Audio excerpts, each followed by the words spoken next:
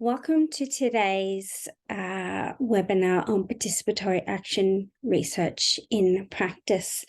Firstly, I want to respectfully acknowledge that I stand on what always was and always will be Indigenous land. I acknowledge that it's stolen land and that Aboriginal and Torres Strait Islanders are the rightful custodians of all these lands and waterways.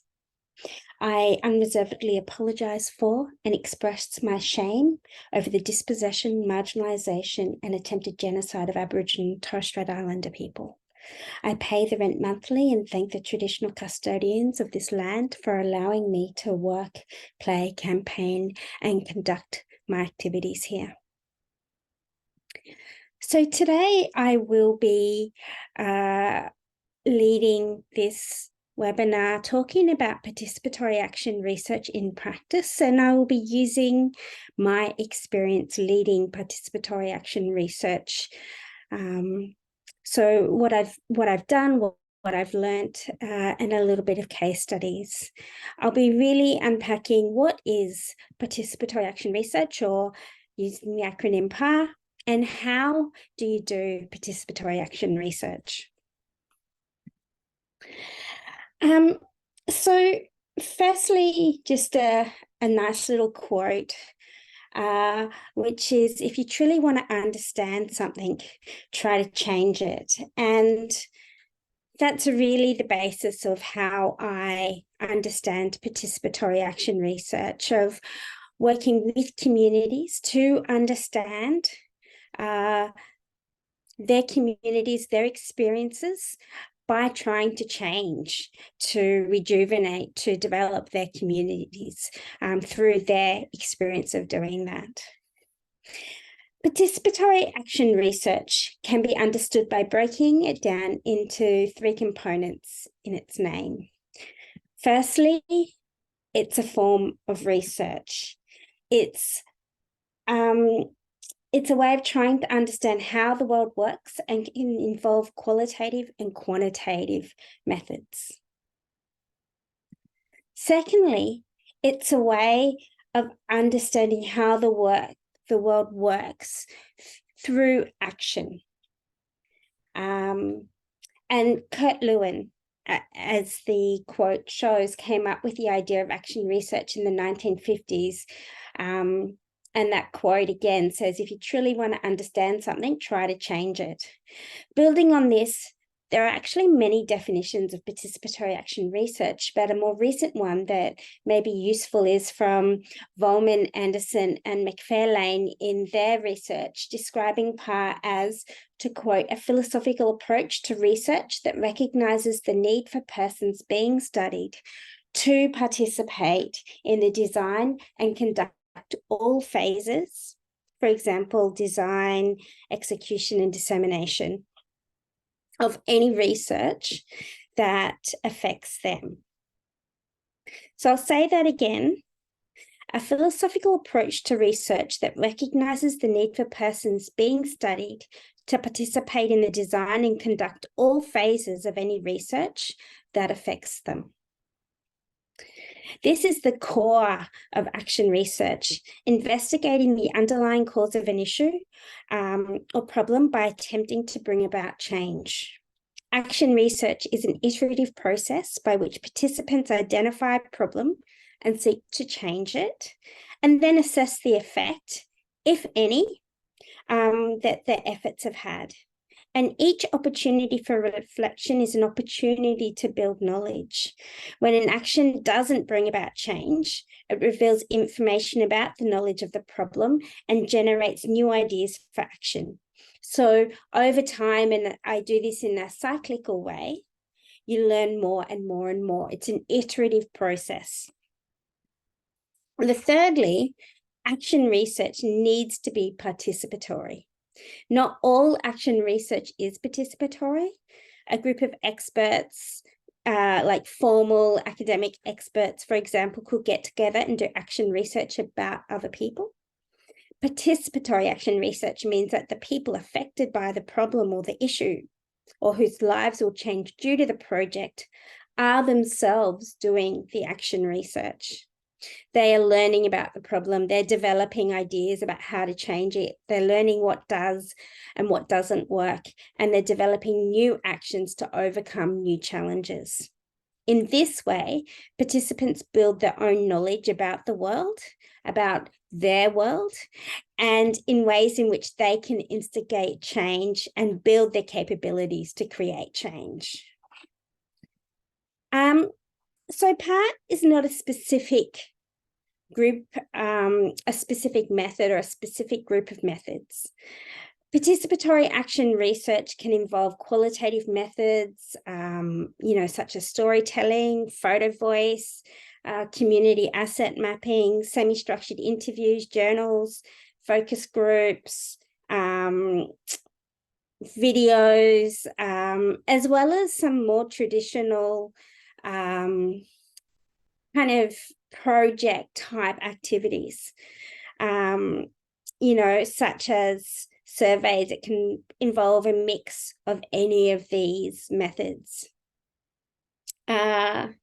So for some people, it's better to think about PAR, or participatory action research, as a philosophy, as a political decision, as an attitude. While participatory research can be traced back to Kurt Lewin, the way that I facilitate PAR, or participatory action research, is heavily influenced by Paulo Freire. Freire was an education specialist who challenged what he called the banking model of education, or the idea that teaching was like making deposits of information into students. He argued that students need to learn for themselves through experiences rather than by given information without context. So Freire expanded this into a social theory, arguing that oppressed and marginalized people cannot be saved by outsiders. One cannot expect positive results from an educational or a political action program which fails to respect the particular views of the world held by the people. So such a program constitutes cultural invasion. Colonization is a word that we use a lot, or, attempting to decolonize, good intentions notwithstanding. So for Freire, genuine social change can only come about, or can only happen genuinely, when oppressed and marginalized people themselves are at the center of change efforts. So that's really that participatory part. Participatory action research is the participation and the centralization of the people in the communities that they're working with to create the change that they want to see in their communities. And I guess I really love this particular type of methodology, and I'm really drawn to it. And I think that there are times when participatory action research isn't the best mechanism or the best method to use, sometimes because you need to put a lot of time and energy and effort into it. You need to put a lot of resource in it. And if you are attempting to do this without that resource, without that time, then it's really tokenistic, and you're better off finding a different methodology that will work better. But I really like it because it really kind of connects to my value that as a development worker, my job is to work myself out of a job. And so it's really to work with a community so that they can take leadership, they can take over, and they don't need me. And that's really what participatory action research is about, facilitating the community to do action research themselves and about their communities for the change that they want to see in their communities, until there's a point where they don't need you anymore. So development organizations talk a lot about community participation in projects, and participatory action research challenges practitioners to be self-critical about how deep that participation really is. Robert McTaggart, a prominent participatory action research theorists suggest that a lot of participation is shallow, and it's a little bit more like involvement.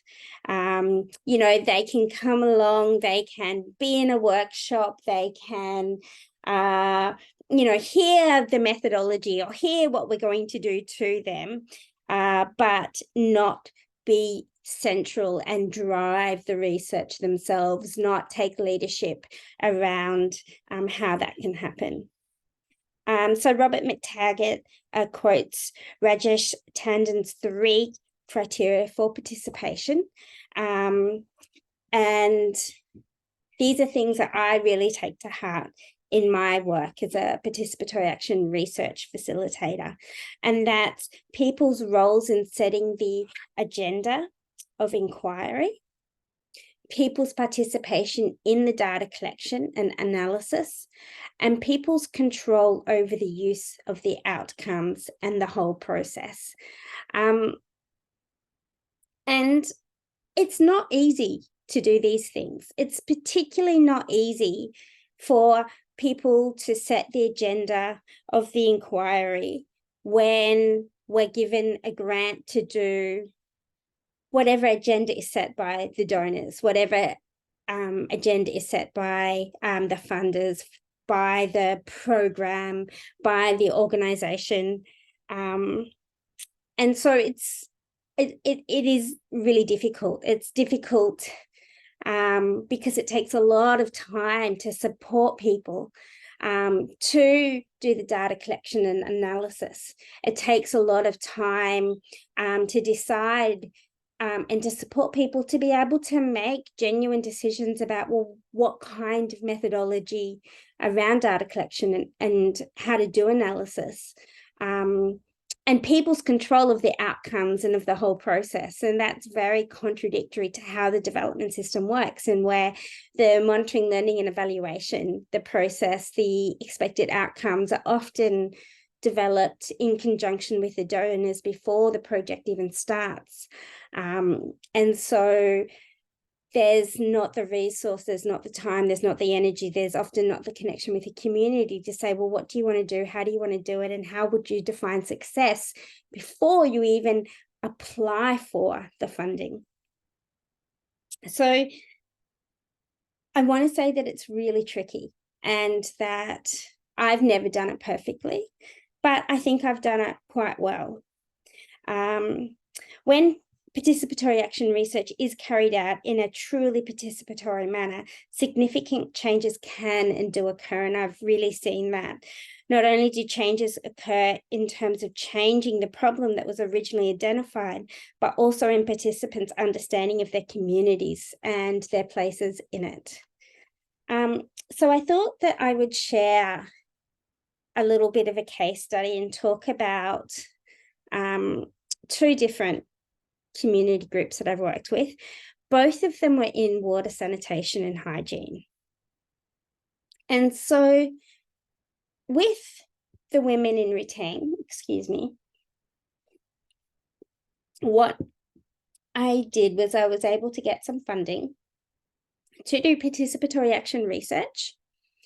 The funders and the project team had already come up with a project outline, and it was to do participatory action research, and it was to increase the advocacy and rights of marginalised groups to access safe, accessible, inclusive water, sanitation, and hygiene.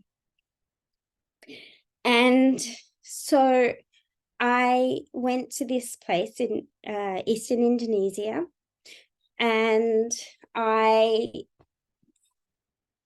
organised some community meetings with different groups of people from the general area, and I talked about what I was there to do, is to lead a participatory action research project.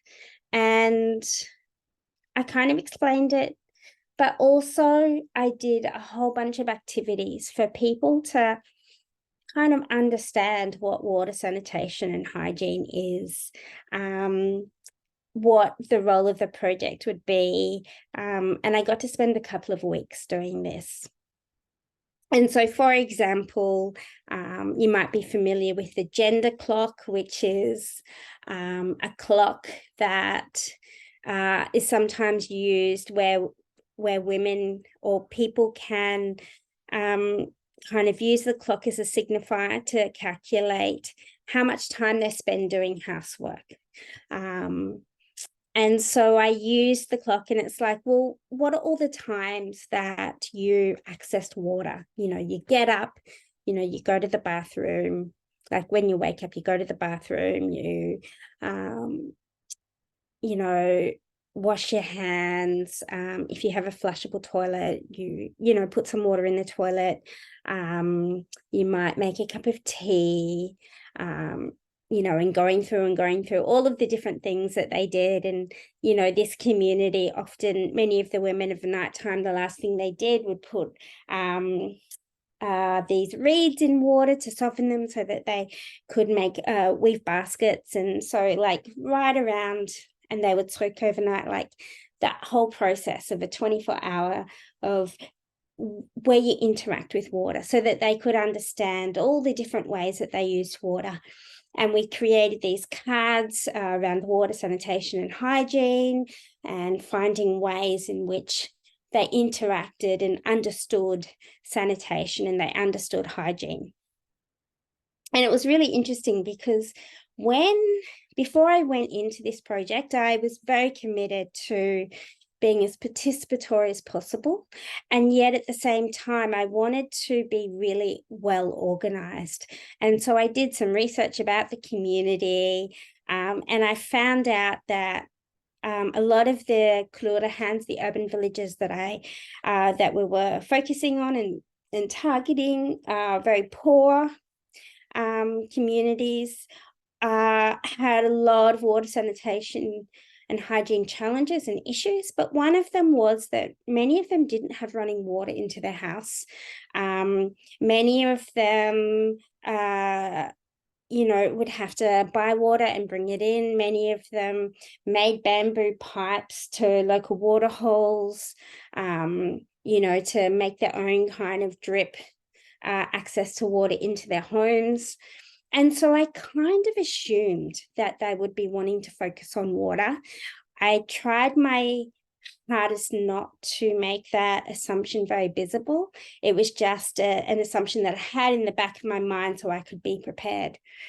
But after, a couple of weeks of doing these exercises and activities and joining together and negotiating and navigating with different community groups, the women were just one particular group.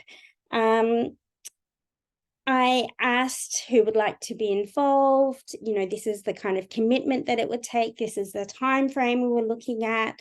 I would be coming every 8 weeks to do work with them. And in the meantime, when I wasn't there, they would be doing the actions and then would be coming back and would be reflecting, would be planning, would be supporting, and then they would be implementing. And we would do this 6-8 times over a year. And so this kind of core 20 women decided that they wanted to participate, and we had done all of these exercises on water, sanitation, and hygiene, so they knew and understood. And so I asked them, okay, so that we have these boundaries. It has to be water, sanitation, and hygiene, and it's about safe, accessible, and inclusive water, sanitation, and hygiene. So what would you like to work on? And the women decided that they wanted to work on sanitation. And that was a lovely surprise. And of course, that's what they wanted. So that's what we're going to work on. But it's like, okay, great. Why do you want to work on sanitation? Acknowledging that I had kind of assumed that it would be water focused because water was a scarce commodity. And the women had been talking and they'd been planning, they'd been thinking about, and they'd had like a month to kind of decide what they wanted to work on. And they told me the story of why they wanted to work on water. And they had said that there was a rainy season and a dry season. And in the rainy season, there was lots of rain, and there was also lots of rubbish everywhere. There was a lot of plastic. There wasn't a sanitation service. There wasn't a rubbish pickup service. There wasn't, programs around that. And so there was rubbish kind of everywhere. And what would happen in the rainy season is all the plastic and all of the rubbish would wash into the open drains that were in the streets. And it would kind of clog the drains, and their children would come and, play in the water, because kids love playing in puddles and water. And what would happen is that increased mosquitoes, malaria, they couldn't afford, seeing doctors and things. And so the kids would get sick, they would get sick, there would be an increase of mosquitoes, there would be water everywhere. But the water would continue to fill up, spread out across the roads and things, until there was so much pressure that it would actually push all of the rubbish out into their rice paddy fields, which is where many of the women worked and earned money and grew their food. And so all of this rubbish would go out into the rice paddy fields. It would kill the fish that they would grow in the rice paddy fields as their source of protein, and it would make the rice not grow so well. So not only were they harvesting less rice for themselves to eat and to sell, but sometimes even they would find that they would have to buy rice to supplement. And of course, they had no protein left because the fish would die. And so this was really affecting kind of everything from health, livelihoods, nutrition. It affected an incredible amount of their lives. And this was just such an amazing experience of really seeing and understanding that their lived experience, that they were really the expertise. And me, no matter how much I'd read and reports and things, I would never know like they do, and that they are the experts of themselves and their community, and they're best placed to decide in the confines of this project what should be worked on. And so we started off like that. We did a whole bunch of things, problem tree and solution tree, so that they could kind of develop their own theory of change. And they decided that they wanted to do a survey to survey all of the communities around sanitation, and they did that. We co-designed the survey together, and they went out and did it and collected all of the data. And then when I came back, I supported them to learn how to unpack it, so that in the future they could do their own surveys and they could make sense of their own surveys. We started working on things like stakeholder analysis and partnerships and things. But throughout this, the women decided very early on that they had the solution. And that solution was that they needed rubbish bins in the community for people to put their rubbish in. And I kind of but systemically will that work? But they were really, really focused on this. And they had gotten together and they'd discussed it, and they'd come up with this solution that there was this place where there was all these empty oil drums. They asked if they could access them. They asked the local kind of military to put them in along the side of the roads. So they did that. We'd had this icebreaker, singing songs, because they loved singing. And over time, we'd kind of started doing this three-way singing, where we would sing If You're Happy and You Know It, and I would sing it in English, and then they would sing it in Bahasa Indonesia, and then they would sing it in Bahasa Manggarai, which is their local language, and then they changed it to If You're Happy, You Know It, put the rubbish in the bin. And so we filmed it on my phone, and they put it on the internet, on Facebook, and they started this public campaign. around putting your rubbish in the bin, and it was really, really successful. People started doing that.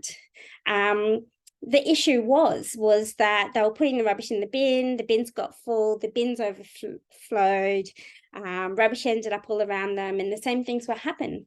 And so in that process, they learned that actually they hadn't considered who is picking up the rubbish from the bins, that there's no sanitation service. And from that point, then it started to become a place where they could understand the need for stakeholders and for government, and advocating to government, because there needed to be systemic things that happened. It wasn't an individual issue of people just not putting rubbish in the bin. And so that was just a little bit of a case study of the learning nature of it, there wasn't any mistakes. It wasn't like, oh, this didn't work. It was because it's a long-term project and it's an iterative project, and built in that project is that people learn and change and do things as needed. It was an extraordinary learning process. And after the time, the community did get government involvement. There was sanitation services that were happening. They were only happening once a month, but they kept advocating. They became involved in a reference group for government on water, sanitation and hygiene, and they actually formed their own small organisation. So over time, we got to a place where the project finished, but also they felt like they didn't need me anymore and they could continue on. The next case study, or case study 2, people with disability group in Sumbawa. And it was a group made up of people that had different types of disabilities. Some people were deaf, some people had physical disabilities, some people had some intellectual disabilities, and it was really challenging at first, because I think often when we do disability focused inclusion, and I've done a lot of that, often there tends to be a focus on targeted groups of people with the same types of disabilities. So we had to really start to figure out how we can work together and communicate when only I think maybe 2 people who weren't deaf could do sign language, but half the group of people with disabilities weren't deaf. And so starting to navigate and negotiate through that, and learn to message each other and text each other, to write notes.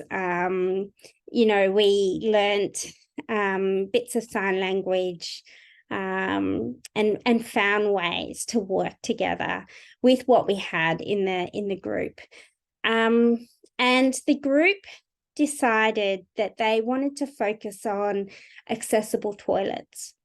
And they really focused on that because what made the people with disability group, I guess, particularly unique was that they weren't from the same Kelurahan or urban village. That the people with disabilities group were from different urban villages. And so they weren't a part of the same space, and that the only time they could meet up is in kind of focal public spaces, because they're coming from all different places, and that individually it wasn't really seen appropriate to go and visit each other's house, because often they were very poor. They didn't have a lot of good accessibility in the houses to start with. And so they decided that having a public park that has an accessibility toilet was really important to them, because there wasn't any technically accessible toilets in Sumbawa, and that it was really important for their psychosocial health and well-being to be able to meet with their friends, meet with people that they can provide peer support with, or just have fun with and connect with outside of their family or outside of their schooling, outside of their work. And so the first thing that we did was a bit of community mapping around where all of the public toilets were and all the public parks were. And then what they decided to do was, we needed to research this and how accessible they were. And so they decided that they would take photographs, and they would take photographs of all the different toilets and then be able to assess how accessible they were. And so that was part of their research methodology, that was accessible research methodology. And so we did that, or they did that, and then we got back together and then they rated the toilets. We worked together to develop a rating system for toilets in different parts of that. And they really led that. One of the things that they did was they went and visited a special school that some of them had been to in the past as a perfect example of accessible toilets. And they took photos, and based on those photos, developed criteria of what they thought an accessible toilet was and examples of that. And they also created a flyer that was used as an advocacy tool when they were talking to government and so forth of what they wanted. When they started advocating to government, focused on this one particular park. And there was a lot of pushback, and it wasn't particularly accessible. And they were like, should we change it? They started expanding their scope and not just talking to government, but talking to health services and hospitals, which didn't necessarily have accessible toilets as well. And then there was this one hospital that said, no, we've created these accessible toilets, they're really good and we're really promoting themselves. And so some of the people from the group went to assess the toilet, but then they were told that they weren't allowed to go there because it was only for people that had like the highest level of health insurance. And so they weren't even allowed access to assess it. And they certainly wouldn't have been able to access it if they had visited that hospital, because none of them had that type of health service. And so that was a really kind of interesting experience throughout that process. But they weren't able to be successful in getting the park that they wanted to be created to have these disability accessible toilets, even though in the project they decided that they didn't have enough power, and so they started a survey targeting other people that go to the parks, particularly targeting parents, thinking that even though their children may not have disabilities, their children will find disability toilets easier to use, pregnant women, for example, with their handrails, elderly. So started kind of expanding it to looking at, well, these accessible toilets are actually useful for more than people with disabilities. They were able to get a couple of hundred signatures, and again, going back to government, ended up in a situation where they weren't successful in advocating to government to get the particular toilets developed in that park, but they did get a commitment from government that all new public toilets built in the communities and in the parks would have at least one accessible toilet. So that was a success, one that wasn't expected. It wasn't what they advocated for, but they had to continue to be flexible to be able to find ways to get accessible toilets. And so ultimately they got a lot more accessible toilets over the kind of geographical area of Sumbawa that they had originally advocated for, but they didn't get it in the particular park that they wanted. And again, this is, I guess, that iterative nature and learning, well, what works and what doesn't work, and how do we navigate and pivot depending upon what's happening. I wanted to just talk about one last thing, which is monitoring, learning, and evaluation. And, in this, we certainly organized to work with communities to be able to say, well, what do you think success is? But that had to change because this was a real life situation where we were being iterative, depending upon what was happening, depending upon what was working and what wasn't working, and how we had to pivot and so forth. But one thing that I certainly did was develop an evaluation that they did of me. And they evaluated me every single time. Like, I'd spend a week at a time with them, and at the end of every week. And there was 5 different areas of evaluation. And the first one is coming together. And so the evaluation was, when we come together as a group, is there enough trust between us so that we can share stories, fears, hopes, and we know that other members of the group will respect our ground rules? And is this group something I look forward to coming to? Is it a place where we're having an enjoyable time? So that coming together and engaging. And this is really important, when you're working together for a long period of time. The second area is, do we know where we want to go? And so that question there is, are we clear about what we're trying to achieve by being a part of this? And to be able to answer that really well, it's really about them knowing and them directing and them taking leadership about what they want to achieve.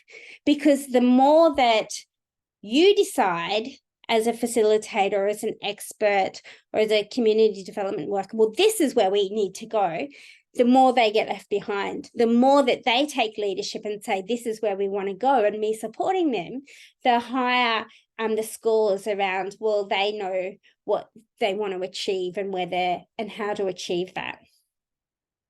Are we on the right path navigating? The questions are the group exercises that we're doing helping us to achieve what we want? And are we as community members showing the way, or are the facilitators, for example, myself and those outside of the Participatory Action Research group, leading or controlling too much? The next one, are we traveling at the right speed or scaling? That question was, are we spending the right amount of time on each stage of the workshop? And do we have the information we need to make our planning and action decisions? And then that last area, are we learning? The questions are, do we have a better understanding of why the problem that we're trying to solve exists in our community? And do we have new knowledge and ideas about how we can change the community? And so the way that I did this is that they would have, this document for the group. For example, I worked with 2 blind groups. I had many different groups in this. I had 6 different groups, and 2 of the groups were people who were blind or vision impaired. And so they had it in Braille, for example. But we had them the same, and it was done at the end of each and every single week that I was there. And it was really interesting because at the beginning, when I was new, even though I would leave the room and they would facilitate it and they would do it, so they did, I tried to make it so that they didn't feel like they had to, give really high scores, and we didn't, put their names on it so that they didn't feel exposed and they felt like they could tell the truth. But at the beginning, it was really perfect. It was between 1 to 5, 1 never, 5 always. And it was like 5, 5, 5, 5, 5, 5, 5. And then, we ended up working with them for 5 years. There was extensions to the project and more funding and things. And, about a year in, there was this drop. And it was like, 3, which is sometimes, 4, mostly, some 5s. But there was a definite drop. And it was so amazing, because for me, that drop meant that they genuinely felt like they could tell the truth, that they could be real about this, and they could be critical of me. And that meant that I could be real with them, and I could adapt and change and learn, and to bring that score back up. I could, talk to them about it and go, well, I the group said, that you're not quite clear. What will make it more clear for you? What do I need to do to support you? And so it changed, and it got better. And so this was a really, really important part for me of participatory action research, and ensuring that I'm facilitating and they're leading. So I guess, in a snapshot, that is really the way in which I've done participatory action research, and I've done it for many groups now, and with different ideas. Some water, sanitation, hygiene. I've done it in disaster risk reduction and a few other areas with vulnerable, underrepresented, equity deserving groups in communities, about making change in their own communities. There's a workbook that I've developed, Voices at the Table, which is a bunch of participatory action research methods that I've used that follow kind of the project cycle, and water, sanitation, and hygiene cards that we've used, that are available on the website. And if you want to know more, or if you feel like there's an opportunity to work together, you can always email me, hello@communitypoweredresponses.com. So thank you very much. And this is Participatory Action Research in Practice.